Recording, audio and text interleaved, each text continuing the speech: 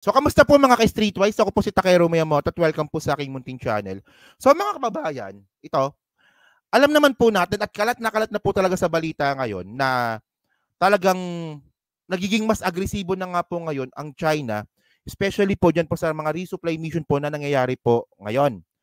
So, dito po natin makikita kung gaano kaimportante yung BRP Sierra Madre po na yan.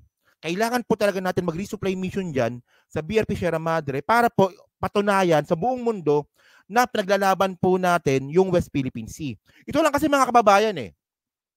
Di ba ngayon, kumakalat ngayon na merong secret deal nga daw po si Duterte. Nakailang content na nga po tayo dyan. Isipin nyo lang mga kababayan, pinaka worst case scenario, kung ang BRP Sierra Madre nga po ay inalis ni Digong nung panahon na yon, kasi nga tanga naman yung matanda eh. Oh. Kunwari lang inalis ni Digong yan. Eh di wala na tayong papel sa West Philippine Sea. Wala na. Wala nang resupply mission para ipaglaban po yung soberanya natin. Kasi parang wala na eh. So, at least ngayon mga kababayan, so, syempre, maganda po talagang ginawa ni ERAP na sinadsad niya nga po yung barko po na yan. So, regarding nga po dito, no, na ngayon, nakita ngayon natin kung gaano ka-importante yung BRP Sierra Madre. Ngayon, ito.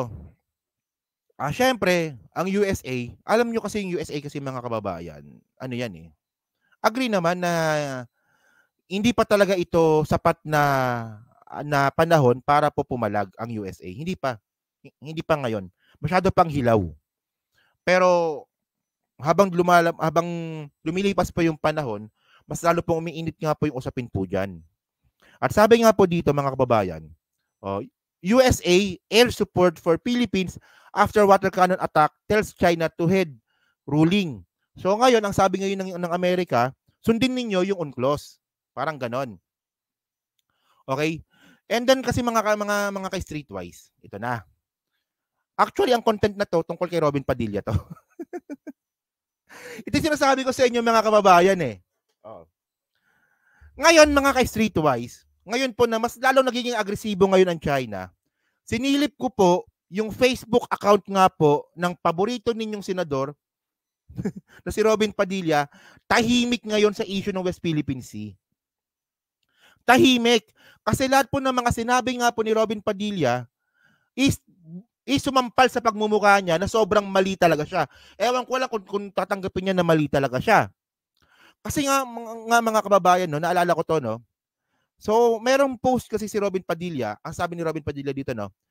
Ito post niya to last year, September. Ang sabi niya dito, yan ang tama. Coast Guard sa Coast Guard. Makipag-chess lang tayo dyan, mga bayaning PCG, let our president to do the talking and walking, trabaho ng white sheep ang law enforcement. So yung white sheep po kasi ito po yung Coast Guard. Okay? Kaya shut up muna sa mga ososero at KSP. O, kita nyo? KSP pala kayo eh. Sumalin na kayo sa pagiging reservist at suportahan at pagsasabatas ng mandatory ROTC at ang mandatory military service. Trabaho lamang ng Pangulo ng Pilipinas ang foreign policy. Let him do his job. Okay. So ngayon kasi mga kababayan, ang pinaglalaban talaga ni Robin Padilla dati, dapat pagdating po sa West Philippine Sea, Coast Guard lang po ang sasabak. Coast Guard to Coast Guard lang. Ganon. Pero kasi mga kababayan, dito po nagmukhang tanga talaga si Robin Padilla dito. Kasi mga ka-Streetwise, nung kanina lang, 7 hours ago, China Navy ship sighted near Pag-asa, other more swarm of WPS. Ang sabi ni Robin Padilla, makapag-chess lang daw po tayo. Coast Guard sa Coast Guard. Eh paano yan, Robin Padilla? Tatanga-tanga ka din. Paano yan? Nagpasok na po ng Navy ship yung China sa West Philippine Sea mismo. So ano yan? Actually mga kababayan, simula nga po nung mas lalong naging agresibo ang China nitong Marso, tahimik po si Robin Padilla, hindi po katulad nung nakaraang taon. Di ba nung nakaraang taon, palagi nating content si Robin Padilla, araw-araw nga eh. Kasi ang ingay-ingay niya sa Facebook. Eh ngayon, yung sinasabi ni Robin Padilla na Coast Guard to Coast Guard, hindi na nangyari. Ang unang lumabag, yung China. Ba't tahimik ngayon si Robin Padilla? Pati yung resupply mission, di ba? Tahimik si Robin Padilla. Sabi ko sa inyo, tanga eh. Tanga eh. Oh. And then mga ka-streetwise, meron pa ako naalala dito. So kanina nga, nabanggit ko nga po sa inyo kanina kung gaano ka-importante yung resupply mission.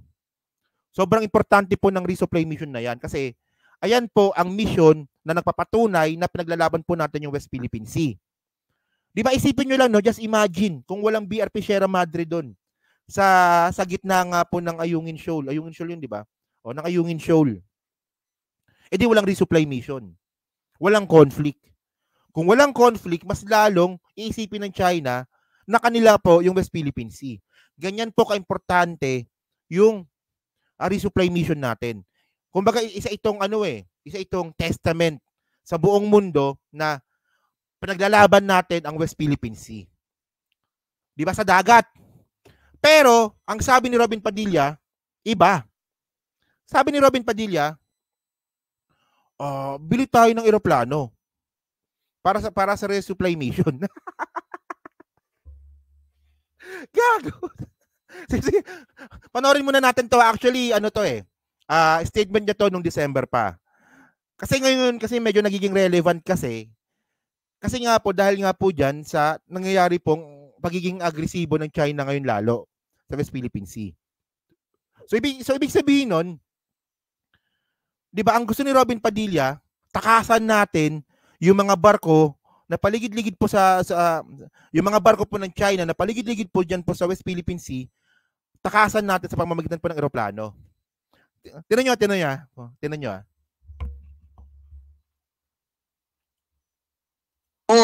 At ginang tagapangulo, naging bahagi po ng aming diskusyon ang masidhing pangangailangan po ng ating tropa ng makabagong kagamitan sa pagpapatrolya, kabilang narito ang multi-purpose amphibian aircraft.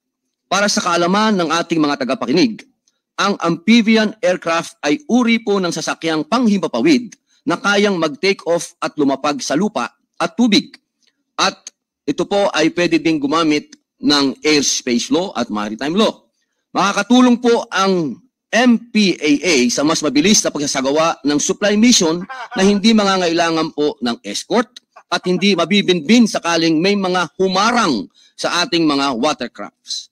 Halimbawa po, imbis na 1.5 araw ang aabutin ang resupply mission patungong BRP Sierra Madre, kakayanin pong makompleto ang paghahatid ng supply sa loob ng 5 hanggang 8 oras sa pamamagitan ng amphibian aircraft. Malaki po ang magiging tulong ng aircraft na ito sa pagpapatrolya, hindi lamang sa dagat kanluran ng Pilipinas, kundi pati na rin sa iba't ibang isla ng ating bansa.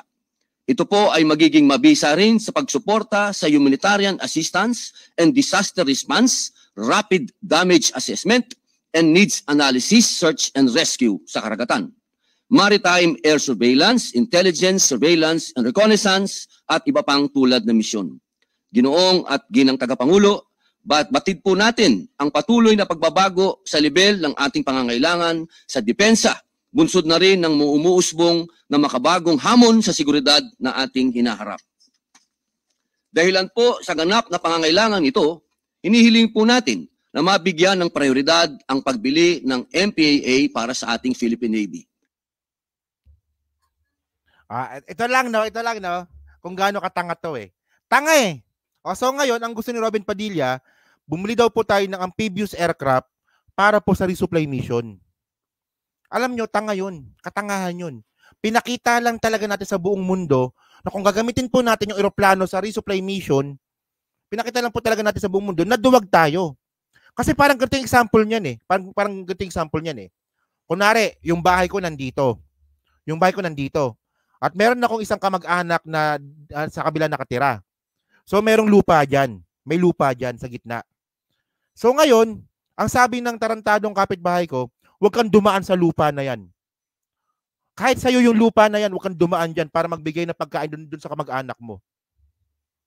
O syempre, alam mo naman na sa'yo yung lupa, ang gagawin mo, ba't ako susunod sa'yo? Diba? Bakit ako susunod sa'yo?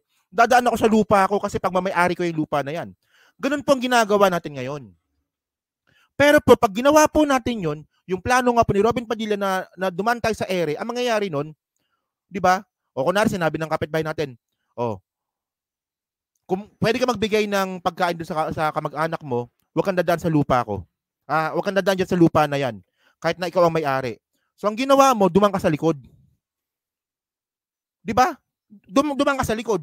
O kahit na sa'yo yung lupa na yon, natakot ka doon sa may kapitbahay mong tatanga-tanga, dumang ka sa likod. So parang ganun lang din yun. Di ba? Ang usapin po kasi natin dito, unclose. Di ba, ano yun batas po ito ng dagat. So ipaglaban natin yung dagat. Huwag tayong dadaan sa ere. O kahit naman po na merong ere, di ba, kahit naman na merong himpapawid, andyan pa rin naman po yung mas lalong delikado yun.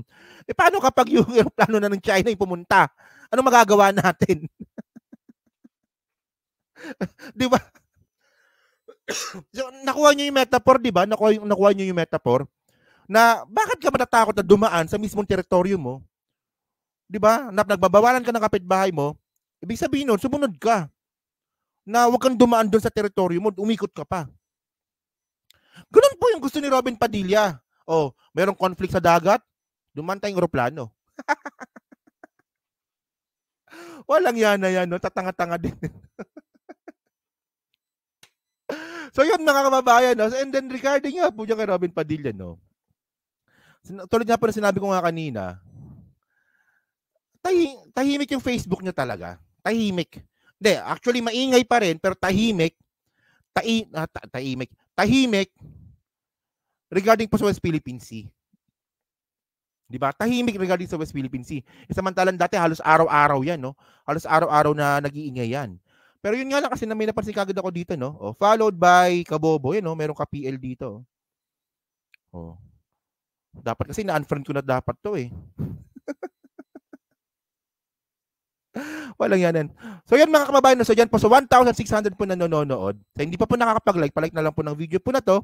Dyan po sa Team Replays. Kayo ba? Pabor ba kayo doon? Dyan po sa suggestion nga po ni Robin Padilla na kapag nag-resupply mission, dumaan na lang tayo sa ere. Diyos ko, sumasakit ang ulo ko. Yun. So, pa-comment lang po sa baba, binabasa ko pong lahat yan. No? So, thank you po. Maraming salamat po sa inyo lahat. No?